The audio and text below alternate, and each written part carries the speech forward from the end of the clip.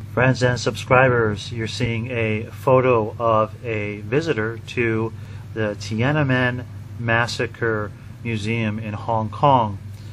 Today marks the 25th anniversary of the Tiananmen Massacre in Beijing. Of course, you all know the story. A group of students that had swelled to as many as 1 million protesters were attacked and brutally gunned down in Tiananmen Square, Beijing, when they protested for democracy and reforms in the Central Communist Party. Tonight you'll see footage from Victoria Park in Hong Kong, where the founding members of anti-communist party in China League will meet to remember the Tiananmen Massacre, and perhaps I'll get some good conversations with people, and we'll see what the protesters have to say, and of course the anti-protesters, which are also here, sponsored of course by Beijing. They come to Hong Kong to infiltrate these type of protests and to of course gather information about its members.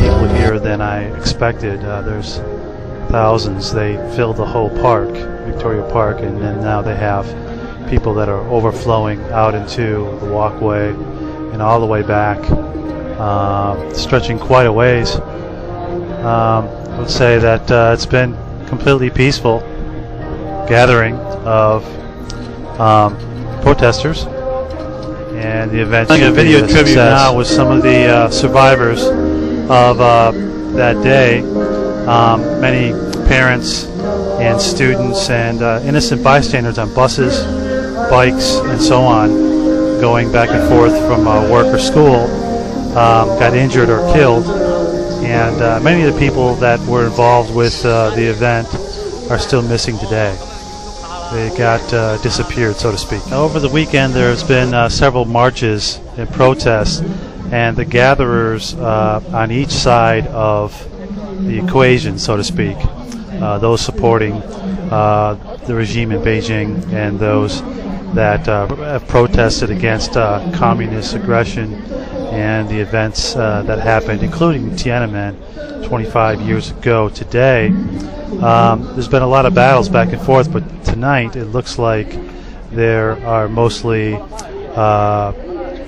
gatherers that want to remember those that have fallen in Tiananmen Massacre, and most of these followers are what they're calling pro-democracy. I haven't seen any clashes with any communist establishment supporters, and it's been quite a peaceful night here. The weekend was a little different, and they marched all around Hong Kong.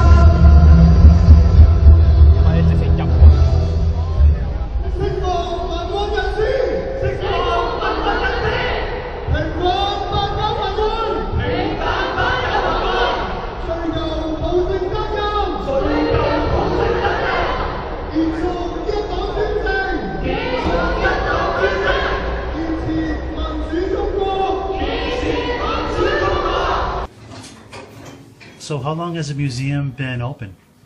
Our museum was opened at April 26th in this year. Okay, and why do you think it's important to have the museum open to people to learn about Tiananmen?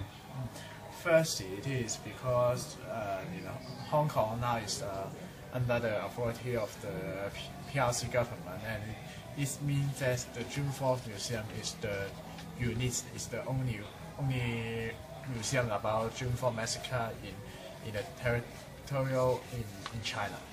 Okay, and what about the pressure that's been put on by Beijing? Do you think the museum is going to be open for a long time, or do you have a feeling that the pressure might become too much? We believe our museum can sustain forever, but actually we are suffering many pressure. For example, the owner of this building, they have the lawsuit to us, and also and in these 2 weeks our server was being hacked and attacked by someone. Oh, okay. Your server is being hacked by someone. Yeah. And so it's been difficult. Yes. Okay, thank you very much. So here, and taking a look at these murals. Most of them are in Chinese, but as the man was saying, if you didn't catch that, was that their servers have been hacked, and the owner of the building complex, this tower, is suing them, and because he's actually a loyalist to Beijing. And so there's doubts as to whether this museum will remain open, but right there we see, this is Tankman, the documentary that you can download online outside of China, and it tells the story of the Tiananmen June 4th events, and before that, and even some reaction after it. So it's really excellent. Tankman, a PBS documentary. Here's an actual aerial footage of the event, and you can see how many people were there. Just how many people were there.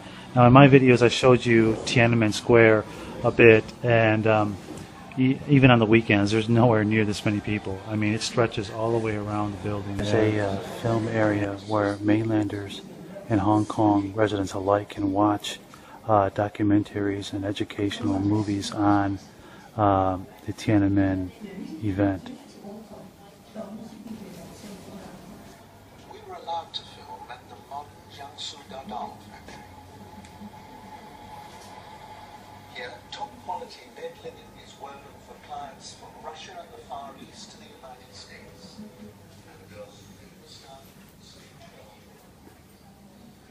See, the elevator there is plastered with the full-size, life-size mural of the crowd that day, and those days leading up to June 4th. There were many of them, and there were many gatherings. June 4th is the ones remembered, but there were actually, for weeks and months before then, they were protesting all that time.